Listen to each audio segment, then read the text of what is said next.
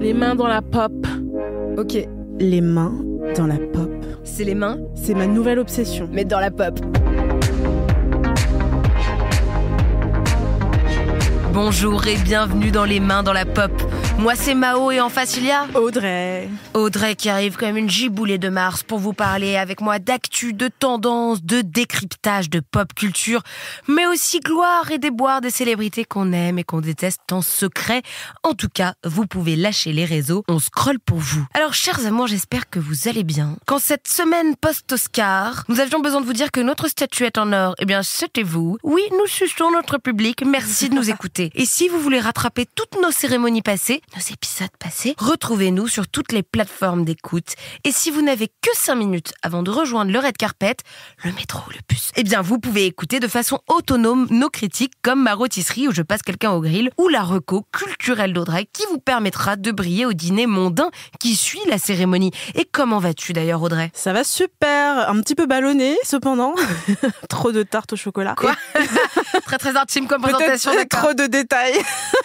Fallait que je partage. On commence par quoi aujourd'hui comme événement médiatique pour ce 8e épisode, Mao ? Eh bien, notre événement médiatique et ce 8e épisode commence avec un coup de projecteur. Mais dis donc, cette métaphore filée ne s'arrêtera jamais sur les Oscars. Qui était la star, qui était le bolos de cette semaine passée ? On commence tout de suite avec le winner ou le loser de la semaine.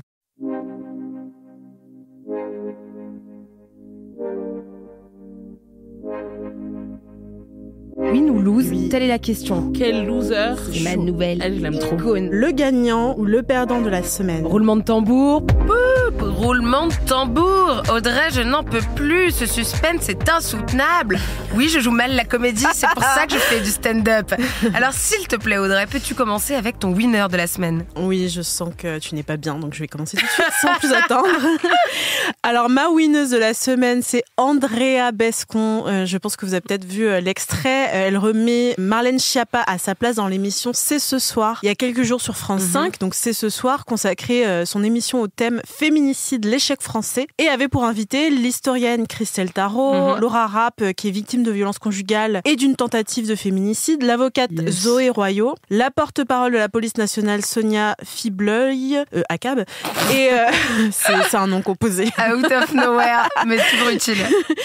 Et donc, la secrétaire d'État Marlène Schiappa et la comédienne et réalisatrice Andrea Bescon, qui a notamment réalisé et joué dans Les Chatouilles. Oui. Donc, un beau panel, finalement, pour parler des violences faites aux femmes, mettre des victimes et militantes dans la même pièce que la police, qui attend que ce soit trop tard pour agir face au féminicide, et une représentante d'un gouvernement rempli de violeurs, c'était forcément annonciateur d'un débat très serein. Alors, pas du tout, évidemment, il y a eu un gros clash entre Andrea Bescon et Marlène Schiappa. Le clash, il a commencé. En gros, la secrétaire d'État, donc Marlène Schiappa, se met à expliquer pourquoi elle n'aime pas, je cite, quand on pointe la responsabilité de la police, du juge ou du gouvernement quand une femme a été tuée. Ensuite, elle ajoute que dans la plupart des cas, il n'y a pas eu d'alerte préalable. Alors, Non, ça c'est faux. c'est vraiment Non, très non. faux. Selon une étude d'ailleurs qui a été dévoilée par Le Parisien et communiquée par le ministère de l'Intérieur lui-même, il y a 35% des féminicides qui sont survenus alors que les victimes avaient déjà subi des violences, qu'elles soient physiques, psychologiques ou sexuelles. Et environ 75% de ces femmes avaient déjà déposé une plainte pour signaler des faits aux forces de l'ordre. Donc,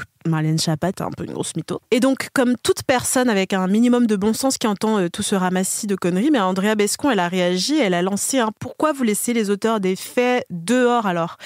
Et puis, elle a fini par détailler tout un tas de chiffres très concrets, loin des affabulations sans fondement de Marlène Schiappa. Pour Andrea Bescon, le gouvernement ne protège pas du tout les femmes des violences. Elle dit, il y a des femmes qui meurent tous les jours. Toutes les 7 minutes, il y a une tentative de viol. Tous les 2 jours, une femme meurt. À votre place, je ne serais pas toute détendue en train de sortir un livre. Tu sais, je pense toujours à ce que Virginie Despentes, dans son dernier livre, elle faisait un comparatif, tu changes juste le genre. Tu sais, elle dit, genre, t'imagines que la femme qui meurt une fois tous les 2 jours, bah, c'est un ou une chef d'entreprise. Bah, tout de suite, ce serait différent.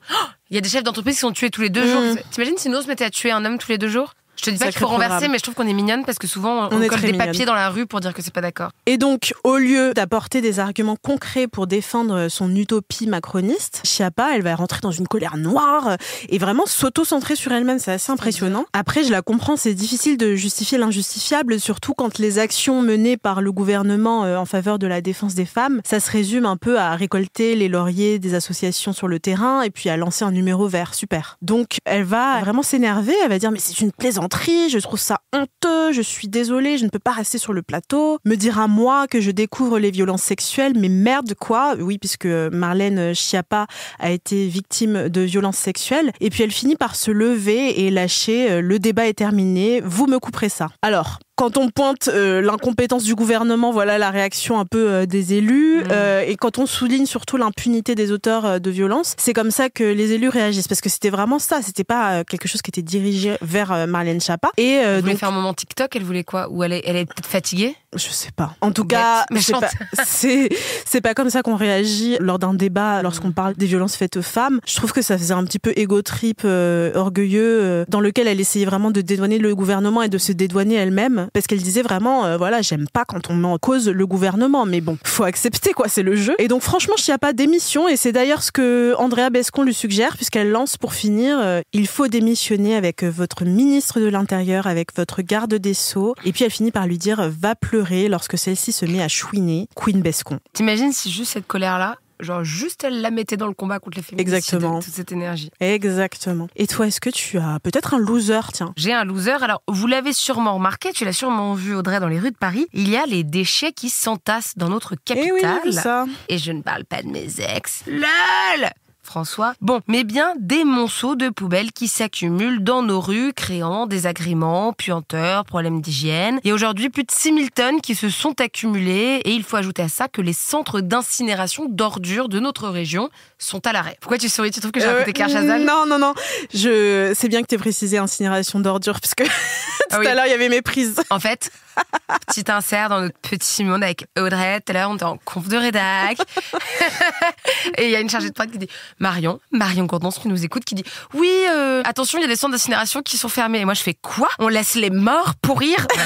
J'ai cru qu'il y avait des gros problèmes en termes de morts. Mais non, il s'agissait d'ordures, donc tout va bien. Et d'ailleurs, mon Don ne s'adresse pas aux ordures ni aux éboueurs qui utilisent leur droit de grève à raison, mais au gouvernement. Petit insert, même pendant le Covid, le moment où le monde était à l'arrêt, les éboueurs ont bossé. Il a fallu qu'on les récompense en leur disant alors attention, merci d'avoir beaucoup travaillé, du coup, est-ce que vous voulez bien travailler 2 années de plus pour toucher votre retraite? Alors que ce que je trouve paradoxal, c'est que les métiers essentiels, ils se sont révélés pendant le confinement. Les médecins, les caissières, les caissiers, les livreurs, les éboueurs, les éboueuses, les infirmières. Du coup, moi, je me disais à cette époque, c'est génial, on se rend compte de leur importance. Je suis sûre qu'il y aura des revalorisations de salaire quand on va sortir du confinement. Non, on te propose moins bien que ce que tu avais avant. Le deal jusque-là pour les éboueurs ou les éboueuses, c'était une retraite à 57 ans sans bonification. Eh bien, elle passe à 59 ans avec une pénibilité qui est totale. Ce sont souvent des personnes qui commencent à travailler très jeunes. Et donc, je trouve que pour le pays qui se congratule d'être méritocratique, eh bien, c'est ironique. C'est marrant, tu vois, les récompenses semblent inversement proportionnées. Je pense donc de faire de toute ma vie qu'une suite de taf non essentiels. A priori, j'aurais donc une retraite plus rapide. À partir du mois prochain, je deviens happiness manager.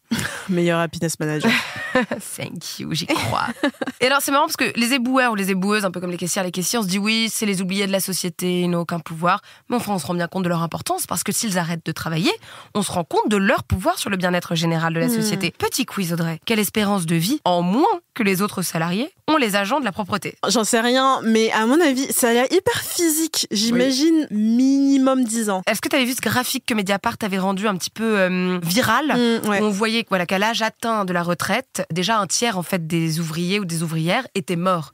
Et donc en fait, il se passe exactement le même phénomène. Arrête de reculer une date, pour de toute façon, vous aurez vécu quoi, 2-3 ans? Au contraire, quand il y a des métiers qui sont confortables, ça se voit, parce que quelle espérance de vie en plus à Michel Drucker sur tout le monde. 12 à 17 ans également. Et cerise sur le cupcake, Clément Beaune, ministre, Clara Chassignol, députée macroniste, crie au scandale. Tu les vois faire des tweets, mais enfin, que fait Hidalgo? Comment laisser les Parisiens, les Parisiennes, avec des risques d'hygiène aussi? MDR, c'est eux qui votent et qui promeuvent la réforme des retraites. Ce qui se passe, c'est leur faute. Je veux dire, c'est eux qui vont provoquer des problèmes d'hygiène et de pauvreté chez les seniors. Accuser les autres du tort que tu as commis, ça me rappelle un comportement infantile. Moi, quand j'étais enfant, souvent j'accusais ma sœur, par exemple, un jour d'avoir tué mon poisson rouge. Bon, j'avais oublié de le nourrir. Eh bien, Même raisonnement pour ces adultes-là. Aurais-tu un loser pour contrebalancer le mien qui est le government? Ouais, ça va être dur d'arriver au même stade. Le gouvernement en tire une couche. Moi, je vais vous parler de l'influenceuse Crazy Sally. Je sais pas si tu vois qui c'est, mais elle est victime en ce moment de harcèlement raciste après son passage dans l'émission Quelle époque, qui est une émission qui est animée par Léa Salamé et Christophe de Chavannes sur France 2. Et je n'ai pas respiré pour cette phrase. Bref, en tout cas, le résumé de l'histoire, c'est que sur le plateau samedi dernier, il y avait la journaliste Élise Lucet, le journaliste politique chez Libération Thomas Legrand, le chroniqueur sportif Daniel Riolo, et donc, comme je vous le disais, Crazy Sally, de son vrai nom Salima Poumga. Alors Crazy Sally, c'est, pour celles et ceux qui ne la connaissent pas... Je vais voir sur Insta en même temps que tu m'en parles. C'est une youtubeuse qui a presque 1 million d'abonnés, et en fait...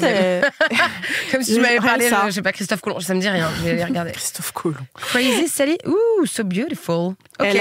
Elle a créé la mini-série et le documentaire qui s'appelle Motherland avec Brut, qui est dédié à faire découvrir les pays du continent africain. Et donc, elle prend beaucoup aussi la parole sur la négrophobie et elle décrypte, comme nous, un peu la pop culture. Alors, dans l'émission Quelle époque, Crazy Sally expliquait qu'elle se sentait seule en France en tant que femme noire, et puis elle expliquait également être victime de discrimination en raison de ses cheveux crépus, surtout dans le monde du travail. Elle disait, entre autres, les femmes noires se sentent obligées de se lisser les cheveux pour faire partie des standards de beauté. Been there, done that, personnellement. Fanny, une de mes amies humoristes, en parle aussi dans son spectacle. Et sur le plateau, déjà, elle était confrontée à pas mal d'objections, notamment de la part de Daniel Riolo, donc, qui est journaliste sportif. Et donc, il y a un débat qui a été lancé autour de la notion du sacré. Et donc, ce monsieur, voilà, pourquoi ne pas remettre en cause le ressenti et le vécu d'une femme noire quand on est un homme blanc?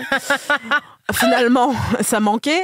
Et donc, le débat dérive sur le déboulonnage des statues aux Antilles. Et les rares fois où Riolo ne lui coupe pas la parole pour lui crier « Vous ne ferez pas évoluer une société, vous allez juste couper le passé ». Crazy Sally, en fait, elle explique le contexte de tous ces déboulonnages. Elle dit notamment que ces statues, elles représentent des hommes politiques qui ont opprimé ces peuples aux Antilles, que ces peuples antillais, ils sont constamment mis à l'écart par cette sacro-sainte France métropolitaine, etc. Explication auxquelles Riolo répond « Vous connaissez des gens aux Antilles qui réclament l'indépendance et qui ne veulent pas être français. J'ai raté un truc. Alors, je conseille à Daniel Riolo vraiment de rattraper quelques épisodes parce que visiblement la situation politique et sanitaire des Antilles lui échappe. Il n'est pas concerné, mais c'est un homme. Ouais, mais bon, quand même. Je viens personnellement de la Guadeloupe et de la Martinique et je confirme, il y a des gens là-bas, oui, qui veulent l'indépendance, monsieur. Et en fait, tout ça, ça s'est passé sur le plateau, mais ça a continué en ligne. En fait, Crazy Sally s'est fait harceler. On peut lire, par exemple, sous les publications où elle apparaît sur les réseaux sociaux officiels de l'émission, des commentaires comme « Trop marre de cette pleurnicherie et victimisation »,« Ils nous emmerdent à se plaindre sans arrêt alors qu'ils viennent vivre chez nous »,« Retournez dans votre pays », c'est pas comme si la France avait construit toute sa richesse sur le fait d'aller dans les autres pays, mais bon,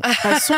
« Va chez le coiffeur »,« Calimero »,« Si la France est si difficile à vivre, il faut aller dans un autre pays », enfin bref. À part ça, on se victimise et la France n'a aucun problème avec le racisme. Voilà. Non, donc ça m'a bien plombé tout ça, mais si tu veux peut-être contrebalancer avec un truc un peu positif. J'ai un truc positif qui concerne une personne noire. Alors, petite intro. Les étoiles ne cessent de traverser le ciel peint par Chagall de l'Opéra Garnier. Tu vois où je veux en venir? Après les nominations de Hannah O'Neill et du français Marc Moreau il y a une dizaine de jours, c'est au tour de Guillaume Diop d'illuminer les ballets. Peut-être que vous, auditeurs qui nous écoutez, avez vu passer sa photo où il est gracieux comme un signe sur fond bleu sur toutes vos TL. C'est parce que cette nomination revêt une symbolique historique. Après 300 ans d'existence de l'institution qu'est l'Opéra de Paris, c'est la première fois qu'un homme noir ou métis reçoit ce titre. Comme quoi, les choses les plus vieilles peuvent parfois comprendre la marge de l'histoire et cesser leurs préjugés racistes. Bientôt, peut-être le coming out de Christine Boutin. On ne sait pas, on y croit, peut-être bientôt la thérapie de Nadine Morano. Enfin bon, en attendant tout ça, ce dépoussiérage, on le doit au nouveau directeur de la danse de l'opéra, José Martinez, qui a pris ses fonctions en décembre dernier. Et il a annoncé ce titre honorifique samedi 11 mars dernier à Séoul, à l'issue de la représentation de Gisèle, dont il tenait le rôle principal. Mais enfin, je dis, on le doit au nouveau directeur. Non, on le doit aussi beaucoup au danseur lui-même. Parce qu'en 2020, alors qu'il était âgé de seulement 20 ans, à la suite du mouvement Black Lives Matter, il écrit et publie avec 5 autres auteurs noirs et métis un manifeste qui s'appelle « De la question raciale à l'opéra », oui, je me souviens. Qui permettait de mettre un petit pavé dans la mare du lac des Cygnes. Comme quoi, il faut tout faire soi-même. Vous savez donc ce qu'il nous reste à faire à nos sécateurs. Mesdames, je dis ça, je dis rien, je le dis absolument. En tout cas, une nomination qui est d'autant plus étonnante parce que le jeune homme de 23 ans n'est pas passé par le grade précédent de premier danseur. Et discrimination positive pourrait dire les contradicteurs ou les gens qui râlent. Mais enfin, peut-être. Et si c'est le cas, tant mieux. Si on n'avait pas, dans les années 2000, instauré des lois qui obligent les comités d'entreprise à avoir une certaine part de femmes, mais on serait... Mais stop, on serait nulle part. Ce jeune homme est né en l'an 2000, je me dis. C'était peut-être lui le bug de l'an 2000 que l'on attendait tous. L'étoile filante, là pour rester. Ouah, c'est magnifique. Ah, je vous en prie, allez. Le sujet de la On semaine. va parler de quoi cette semaine? Vous avez des idées? Ultra cringe. On peut dire que c'est vraiment nul ou pas? Elle a osé.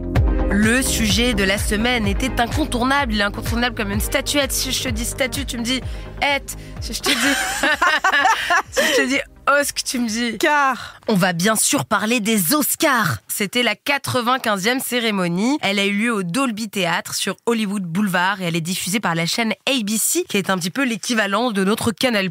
Et c'est l'animateur Jimmy Kimmel, un peu l'équivalent de notre Yann Barthès. I don't have this one. Qui était chargé de la présentation. Il l'avait déjà fait 2 fois, plutôt pas mal, donc on l'a rappelé. Le challenge devait quand même être relevé puisque l'année dernière, c'était une cérémonie complexe, pleine de masculinité. On se rappelle de la baffe de Will Smith à l'humoriste Chris Rock parce que, point. En amont de la cérémonie, il y avait eu pas mal de polémiques, en plus qui laissaient craindre une énième cérémonie cringe. Si vous avez écouté tous les épisodes des Mains dans la Pop, il y a 2 semaines, on débriefait les Césars. Bon bah là, on fait la même chose outre-Atlantique. Et pareil, de manière outre-Atlantique, copier-coller, il n'y avait aucune femme nommée pour la meilleure réalisation. Il y avait l'actrice Andrea Riseborough qui avait été nommée dans la catégorie meilleure actrice pour Le Très Confidentiel. Tous Leslie, quand des comédiennes afro-américaines ont été ignorées. Au hasard, Danielle Deadwyler pour Emmett Till et Viola Davis pour The Woman King. Bon, le sacre dans tout ça est quand même plutôt une belle surprise qui a permis à certains et certaines actrices racisées d'avoir des récompenses à la hauteur de leur parcours. C'est Everything Everywhere All at Once. En tout cas, ce qui n'est Everything pas là, c'est mon accent.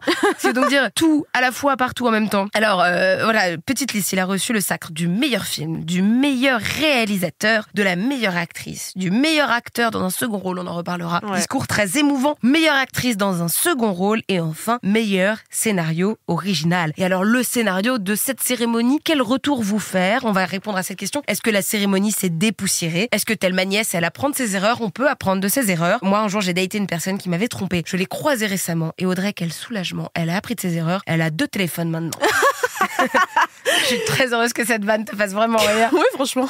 Alors, à toi la parole, chère acolyte. Oui, comme tu disais tout à l'heure, c'est une cérémonie qui s'est un petit peu démarquée des autres. Il y a eu beaucoup de firsts. Il y a notamment eu, comme tu le disais tout à l'heure, là, pour le film Everything Everywhere All at Once. Il y a notamment Ke Huy Quan, Jamie Lee Curtis et Michelle Yeoh, qui ont tous reçu cette année une reconnaissance plutôt tardive. C'était leur première nomination aux Oscars et leur première victoire. Et donc, pour l'acteur Ke Huy Quan, c'est le premier acteur asiatique, figure-toi, à remporter le prix du meilleur acteur dans un second rôle depuis 38 ans aux Oscars. Et donc Quan, c'est un enfant star qui est revenu un petit peu sur le devant de la scène après à peu près 40 ans de carrière. En fait, il avait joué dans Indiana Jones et dans Les Goonies, donc ça date un petit peu. Et il a fait un discours très émouvant en acceptant le prix dans lequel il s'adresse à sa mère. Il a les larmes aux yeux, franchement, je l'ai trouvé adorable. Il m'a beaucoup touchée. Et il y a aussi donc Michelle Yeoh qui est entrée dans l'histoire en devenant la première femme asiatique à remporter l'Oscar de la meilleure actrice pour sa performance dans Everything Everywhere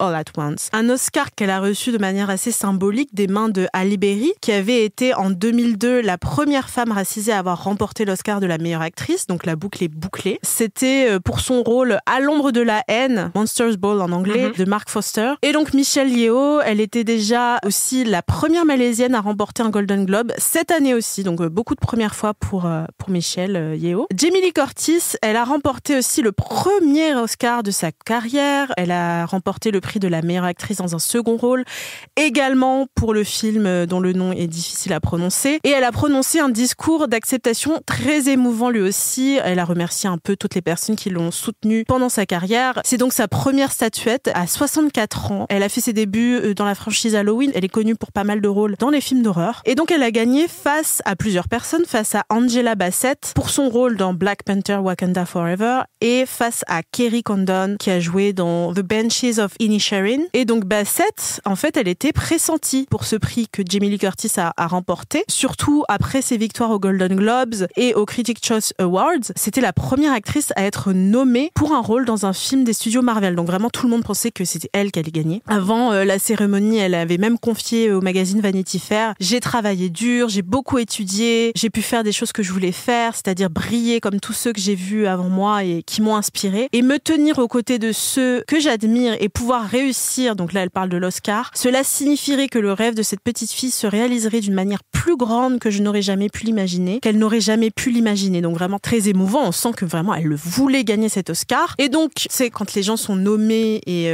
qu'on voit qui gagne, il y a les 4 écrans, voilà, qui sont un peu divisés en 4, et tu vois les personnes en tout cas qui sont pressenties pour l'Oscar, qui sont filmées en gros plan comme ça, on scrute leur réaction. Ah oui. C'est un peu gênant. Et donc, toutes les personnes qui étaient face à Jamie Lee Curtis ont gardé la face. Et en fait, la réaction de Angela Bassett a beaucoup fait parler parce qu'elle est restée un peu impassible avec une poker face. Et cette réaction, elle a ému les spectateurs qui ont apprécié le fait qu'elle fasse pas semblant, voilà, d'être heureuse, parce que bon, elle espérait avoir cet Oscar. Tout le monde pensait que c'était elle qui allait l'avoir. Je pense pas qu'elle soit mécontente pour Jamie Lee Curtis, mais elle était déçue, normal. En tout cas, sur les réseaux sociaux, on peut voir que voilà, les spectatrices ont été beaucoup émus. Ils écrivent par exemple, on peut voir à quel point cet Oscar aurait signifié pour elle. Elle me fait de la peine. Enfin bref, en tout cas, les studios, ce qu'on peut dire, les studios A24, il y a un gros succès avec le film Everything Everywhere All at Once, et aussi The Whale, t'en parleras plus tard. Ils ont remporté 9 statuettes, les 9 statuettes d'ailleurs les plus prestigieuses des Oscars. Et jusque-là, Netflix dominait un petit peu les Oscars.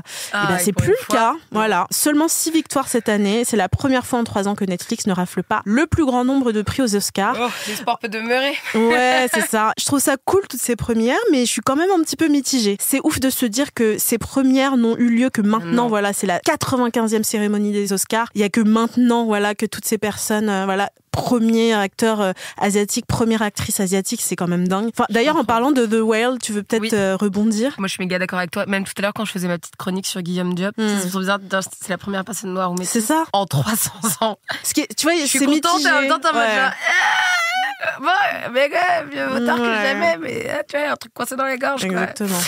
Le racisme systémique. Alors parlons de The Whale. Ce film raconte l'histoire d'un homme en obésité morbide qui pèse un peu plus de 270 kilos et qui est aux prises avec des troubles alimentaires comme le binge eating, l'hyperphagie, la boulimie, qui sont des prises comme ça de nourriture contrôlée, incompressible. Et la personne qui interprète ce rôle, c'est Brendan Fraser. Brendan Fraser, c'est un acteur américano-canadien qui est connu pour plein de raisons, et son histoire touche aussi beaucoup les gens. C'est une récompense qui semble arriver enfin à point. Je vous fais un récap. C'est un mec, il jouait grave le méga beau gosse, genre Georges de la Jungle, la momie, il était cascadeur de ouf, tout le monde l'adiorait, c'était le poupon, le garçon, le sex symbole. Le sex symbole, mais ensuite, comme il faisait ses cascades lui-même, parce qu'il bossait de ouf en fait, alors il y avait ses blessures d'un côté, mais il y avait aussi autre chose, c'est qu'en fait, Brendan Fraser a été victime d'une agression sexuelle de la part de Philip Berk. Philip Berk, c'est un homme qui a pendant 8 ans été à la tête du Hollywood Foreign Press Association. Ça ne nous dit rien, mais ce que ça organise, ça va vous dire quelque chose. C'est la société organisatrice des Golden Globes. Et pendant tout ce temps-là, les propositions de films se sont fait moindres. C'était d'ailleurs la promesse de Philip Berk. Oui, si tu me dénonces, tu joueras nulle part. Eh bien, c'est vrai, il a joué nulle part. Enfin, en 2021, cet homme est amené à la démission pour un racisme latent. Du coup, le fait que Brendan Fraser retrouve toutes ses capacités de jeu et toutes les récompenses qu'il méritait depuis longtemps dans un film pour incarner quelqu'un de gros, quelqu'un qu'on force à être à côté de la société, semble être, une bonne nouvelle, un truc d'émotion, genre bon bah mec, t'as jamais abandonné, t'es resté, bravo. Ce film a gagné l'Oscar du meilleur make-up, et lors de la récompense,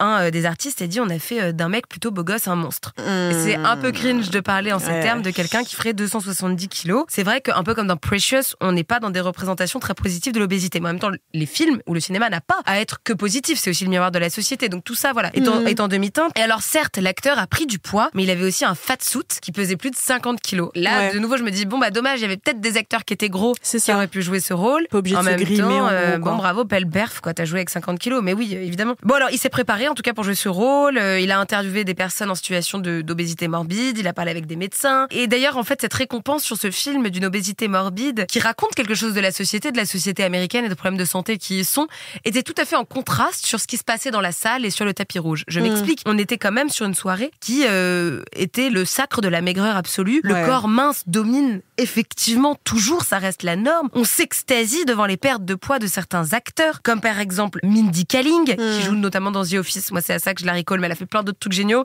Ou Lady Gaga, ou évidemment les Kardashians. Et alors, il y a une petite rumeur qui ne cesse d'enfler. Hollywood serait bourré d'un médicament qui s'appelle l'Ozempic. C'est un médicament pour les personnes diabétiques qui nécessite de se piquer avec une seringue une fois par semaine et qui permettrait comme ça d'avoir un sentiment de satiété continu. C'est d'ailleurs avec une blague à ce sujet que Jimmy Kimmel a commencé la cérémonie en disant « Ouais, je sens qu'ici, il y en a beaucoup qui sont sous ça. Est-ce que vous croyez que ça m'irait bien ?» Bon, c'était pas une blague excessivement drôle, mais il en a parlé, c'est dire à quel point ça y est. En tout cas, à chacun finalement sa façon de pouvoir gérer les dictates de la maigreur ou de la grosseur. Le rapport au corps reste politique et reste un combat, et cette cérémonie l'a montré dans tous les sens du terme, avec et son public et ses récompenses. Ouais, et ben tu parlais de Jimmy Kimmel là, avec ses blagues, et donc il a assuré la présentation de la cérémonie, comme tu le disais là, pour la 3e fois, c'est ça. Et donc dans son monologue d'ouverture, il a fait pas mal de blagues, donc bon, plus ou moins réussies, et il a abordé The Elephant in the Room, que tous les présentateurs et présentatrices se sentent obligés d'aborder depuis l'incident, c'est-à-dire la claque de Will Smith à Chris Rock. On en parlait aussi tout à l'heure lors de la précédente cérémonie. Pour rappel, Will Smith, il est monté carrément sur scène pour gifler le comédien Chris Rock après une blague sur le crâne chauve de Jada Smith. Bon, alors c'est un peu devenu le running gag de toutes les cérémonies. Jimmy Kimmel n'y a pas échappé, et voilà, il a parcouru un peu les acteurs actrices présents dans l'assemblée qui pourraient intervenir en fonction des rôles qui elles ont incarné dans leur film, au cas où quelqu'un tenterait de le frapper. Bon voilà, il a tenté de faire un peu rire l'assemblée, un peu de devancer, je pense. Mais il a raison. Enfin, oui. Moi je me dis souvent l'humour c'est ça. Je sais que moi quand je rentre sur scène, je fais tout de suite des blagues sur mon physique, comme ça c'est fait. C'est fait. Tu dégoupilles un peu. Absolument. Oui, il était beaucoup dans l'interaction. Ce qui se dit en tout cas dans les articles comme au LA Times, l'article que nous avons lu, c'était une cérémonie plutôt bien menée, solide, qui a été joyeuse, qui a vu éclater des joies transcendantes comme tu en parlais. Il a fait beaucoup d'interactions. Il y a ce moment moi que je trouve un peu délicieux. Il s'adresse alors à Malala, une activiste pakistanaise qui lutte pour la scolarisation des jeunes filles et qui a eu le prix Nobel de la paix en 2014. Il lui dit alors, en tant que première personne la plus jeune à jamais avoir eu le prix Nobel de la paix, qu'est-ce que vous pensez du fait que Harry Styles aurait craché sur Chris Pine l'année dernière? Et elle répond dans une sublime robe argentée, pailletée: I only talk about peace. You know what? Okay, let's only talk about peace. Cette cérémonie, alors était-elle peace? Était-elle un comeback? Oui, non. Qu'en penses-tu? Je trouve ça cool qu'il y ait eu plein de firsts et que pour une fois, ce soit pas que des hommes blancs qui soient récompensés. Il a quand même fallu attendre la 95e cérémonie pour que ce soit le cas. Ça m'intéresse pas forcément à titre personnel de regarder. Je crois que c'est long en plus, non? Ça a duré 4 heures. Ouais, non. Voilà, c'est tout. Et toi? Bon, je reste une petite fille qui a grandi dans les années 2000, donc je m'extasie sur Internet des photos des belles robes de gala. Je vais regarder les vidéos virales. Ça reste un peu d'une empreinte comme ça, pailletée, qui peut inviter au rêve. Oui. Cependant, je regarde pas non plus. Je suis heureuse de cette cérémonie, qu'elle se soit passée sans accroc, sans masculinité toxique. Je pense peut mieux faire, mais pas mal. 14 sur 20. Pas mal, ok, pas mal. Ça s'améliore. Peut mieux faire. Peut mieux faire, bien joué. Franchement bien joué. Ok. Aïe, oula, le feu ça brûle. Ça me fascine. Au bûcher. Ok. Ding dong, c'est la sorcière. N'importe quoi.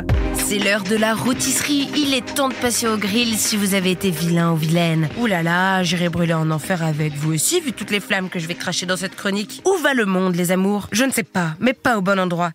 À cause du réchauffement climatique, à cause de tout ce qui nous arrive. Et quels en sont les responsables? En vrac, à qui peut-on penser? Audrey, comme ça, cache pistache, nature peinture. Le capitalisme, le patriarcat, Darmanin, les mecs d'école de commerce. Ça avait l'air très réfléchi, moi j'avais mis en vrac. Les super profits, les usines polluantes, Elon Musk, Kinvey, les Pentacours, bref. Non mais Kinvey est sympa, en plus sur TikTok, allez le follow, il a beaucoup de second degré sur lui-même. Qui est rendu responsable du fait que le monde va mal? En vrac. Pas les coupables, je suppose. Absolument. Les drag queens. Oh, super. Quelle injustice. Plusieurs États interdisent maintenant les spectacles de drag queen aux enfants aux États-Unis. Qui a dit qu'on ne pouvait pas prendre de décisions politico-culturelles sous LSD? C'est une vérité législative. Il y a des États comme celui du Tennessee qui interdit les spectacles de drag queen aux moins de 18 ans. Vous savez, les drag queens, ce sont ces créatures colorées et pailletées qui promeuvent la tolérance et l'amour. Mais quelle horreur! Elles risqueraient de maquiller vos enfants et de leur faire des câlins en disant « Viens, danse avec moi, ce sera le bonheur ». Mais quelle créature du mal! Mais enfin, ça va pas de lobotomiser comme ça nos enfants avec du bonheur! Une drag queen, c'est un ou une artiste qui se déguise pour performer le genre féminin afin de vous divertir sous forme de lip-sync et de sketch, mais de quoi nous apporter du bonheur qui risquerait visiblement de nous tuer. Tout cela teinté d'homophobie, l'idée que tu serais influencé par l'environnement culturel dans ton orientation sexuelle, orientation qui pourtant ne se choisit pas. Est-ce qu'il y a vraiment des gens qui se disent, est-ce que moi j'ai vraiment une tante qui se dit, mais depuis que Mao a regardé Thelma et Louise, elle se coupe les ongles? Non, ça ne s'est pas passé comme ça.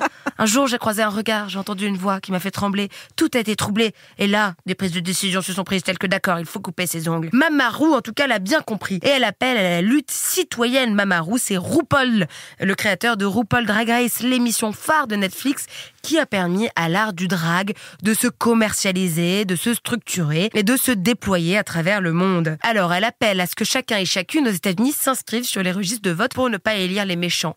Voilà, les méchants. C'est comme ça que j'ai décidé d'appeler les méchants. J'ai des prises de position très fortes comme vous. La droite, c'est nul. Et malgré le botox de RuPaul, on voyait qu'il était courroucé. Et vraiment, c'est vous dire. Et il disait un truc intéressant dans l'extrait Instagram qu'il a posté. Il dit, on trouve des cibles pour ne pas résoudre le problème. C'est l'écran de fumée pour ne pas parler des problèmes. Voilà. Et on le connaît très bien. En France, on est là genre, oui, il y a un problème économique. Pop, oh, est-ce que la croissance économique ne serait pas sous le voile des femmes? Non. Bref. La France, en tout cas, se met au niveau des États-Unis. Soft power oblige, on fait tout pareil. On prend les jeans, les chewing-gums, Lana Del Rey et pourquoi pas le complotisme. Puisque, en France aussi, des faits pareils arrivent. Il y a eu une interdiction obtenue d'une lecture de contes pour enfants. Non mais tu imagines. Bercer nos enfants avec des contes par des drag queens à Toulouse en janvier par les partisans du parti d'Éric Zemmour, Reconquête, qui ont appelé de nouveau à la mobilisation contre la tenue ce samedi 11 mars d'un autre atelier de lecture animé par une drag queen à Paris. Alors moi je vous dis, allons remplir les salles de drag, allons leur apporter notre soutien puisqu'elles nous apportent que du bonheur. Je ne saurais que vous conseiller entre le drag show, le bingo drag à la folie, avec mes stars préférées. Je parle de Lola Wesh, de Babouchka, de Mini Majesté, de Big Bertha, de Morphine, de Brioché, de Soa de Muse. Allez voir nos queens, ce sont les reines de nos vies.